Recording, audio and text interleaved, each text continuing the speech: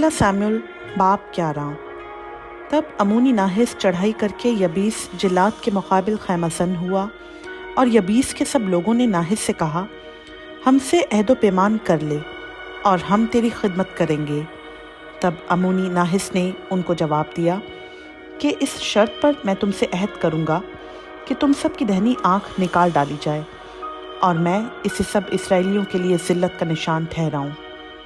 तब यबीस के बुजुर्गों ने उससे कहा, हमको 7 दिन की मोहलत दे ताकि हम इसराइल की सब सरहदों में कासिद भेजें।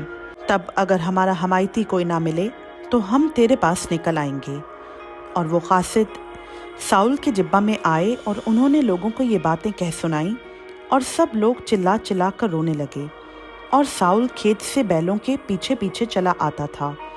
और साउल ने पूछा कि इन लोगों को क्या हुआ कि रोते हैं। उन्होंने यबीस के लोगों की बातें उसे बताईं। जब साउल ने ये बातें सुनी तो खुदा की रूह उस पर जोर से नाजिल हुई और उसका गुस्सा निहायत भड़का। सो उसने एक जोड़ी बैल लेकर उनको टुकड़े टुकड़े काटा और कासिदों के हाथ इसराइल की सब सरहदों में भेज दिया, और ये कहा कि जो कोई आकर साउल और सैमुअल के पीछे ना हो ले, उनके बैलों से ऐसा ही किया जाएगा। और खुदा उनका खौफ लोगों पर छा गया और वो यकतन होकर निकल आए, और उसने उनको बसक में गिना। सो बनी इसराइल 3 लाख और यहूदा के मर्द 30,000 थे। और उन्होंने उन कासिदों से जो आए थे कहा कि तुम यबीस जिलात के लोगों से यूं कहना कि कल धूप तेज होने के वक्त तक तुम रिहाई पाओगे। सो कासिदों ने जाकर यबीस के लोगों को खबर दी और वो खुश हुए। तब अहले यबीस ने कहा, कल हम तुम्हारे पास निकल आएंगे और जो कुछ तुमको अच्छा लगे हमारे साथ करना।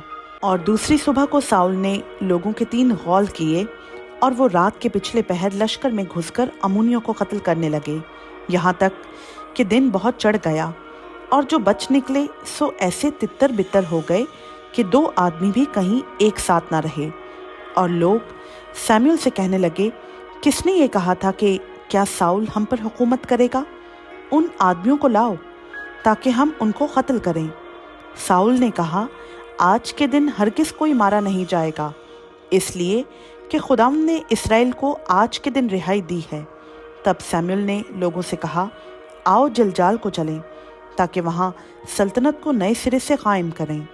तब सब लोग जिलजाल को गए और वहीं उन्होंने खुदावंद के हुजूर साउल को बादशाह बनाया। फिर उन्होंने वहाँ खुदावंद के आगे सलामती के ज़बीहे ज़बा किए, और वहीं साउल और सब इस्राएली मर्दों ने बड़ी खुशी मनाई। खुदावंद का पाक कलाम का पढ़ा, सुना, समझा और कबूल किया जाना हम सबों के लिए बाइस बरकत हो। आमीन।